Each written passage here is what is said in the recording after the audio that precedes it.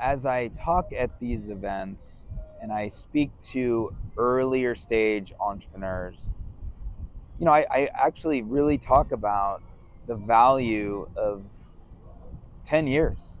And, we've turned 10. I started Founders Live in 2014. In March of 2014, we've now turned into our second decade in operation and inspiring entrepreneurs and people around the world. And I think it's really important to help people understand that great things take time. Greatness is not instant.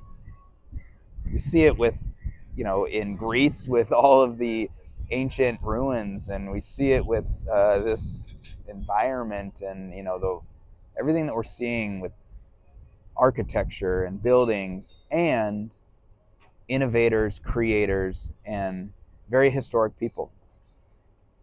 Greatness takes time. And so when I talk in front of the crowds at Founders Live, I help them understand that year one is only year one. And it takes quite a long time and having a long vision to get to year 10. Year 10 is much greater and more fun than year one. All right? And so it's important for all of you to understand this as well, is that it takes time to create amazing, great things. And I want to tell you one thing. If I can do it, you can do it. I'm just a guy from Washington State in Seattle in the United States. You all can do it too, but you need to have patience. You need to have a longer vision, and you need to understand the value of compounding efforts, compounding growth, compounding marketing and word of mouth around the world, whatever you're building.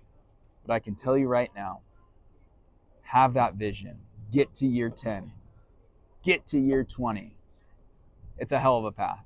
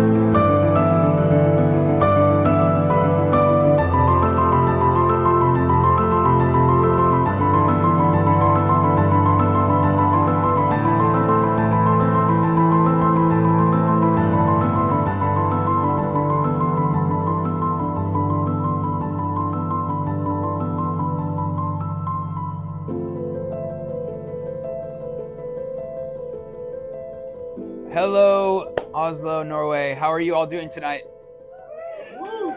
It is so incredible. It's so special for me to say that. All right. I'm in Oslo, and that probably sounds pretty strange to you because you're like, this is my city. But I'm American. You can probably hear that. And I'm from the Seattle in the United States. And, just to be able to be here with you all is very, very special. And we're going to have a really great night. As we go through tonight, first off, I would like to just provide a bit of context and a bit of story to help you all understand why we're here and what we're doing. 10 years ago, which is crazy to say, and the people that raise their hand that you have a startup, raise your hand again. All right. Now, think about your 10-year birthday or anniversary for your startup. Maybe you're there already. Maybe you're like, this is year one. But 10 years is a long time. I'm going to tell you that. And so you can do a lot in 10 years, which I'm going to talk about. But 10 years ago, I tested a concept. I tested an idea. So we're in Seattle in the United States. And I just wanted to try something. We had hundreds of guests. We had 5 companies, 99 seconds. That's a 1 minute 39 pitch. 4 minutes of questions. We had people vote, and we had a winner. And I just tested that as like an MVP, minimum viable product. And crazy enough, that's the day, by the way. So that was March 28th, 2014. So long ago, we didn't even have colored photos, right, on our phones. Yeah, that's my hair. So I was sporting it at the time. It actually, if you look up there, it was called Feature Friday. And I did this. So the first event, it worked really well. And I actually held the event every Friday or once a month on Fridays. And it became something in Seattle. And it really worked. And the crazy thing is that I kept holding these events in Seattle.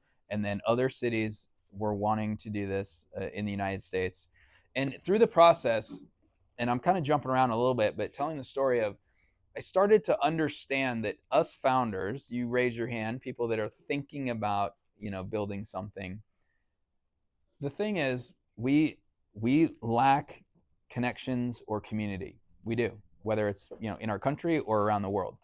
We strive for knowledge, information, know-how, and education to be better operators. We look for funding and access to resources so we can actually build our company.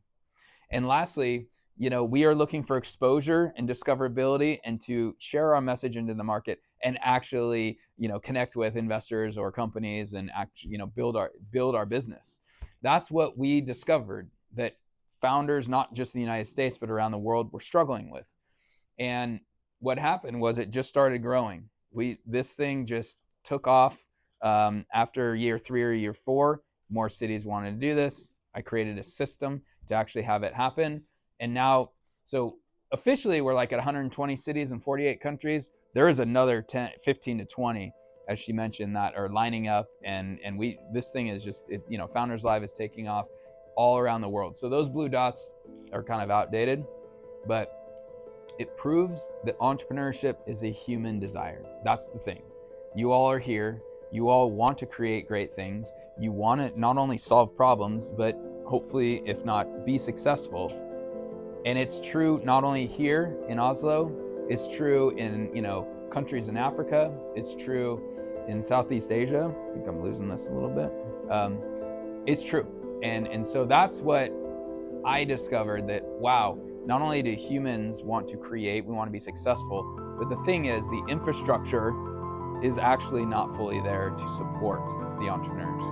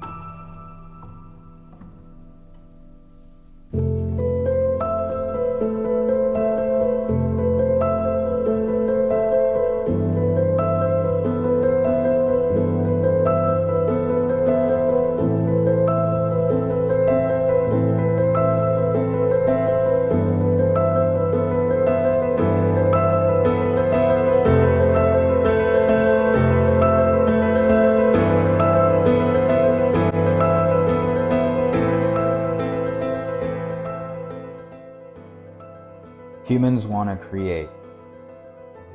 This is what I see and have started to fully understand as I've traveled the world. And my time in Oslo and in Norway only solidified that feeling, that vision. And, when we talk about humans want to create, humans want to be successful, it takes time. As I said in the beginning, greatness takes time.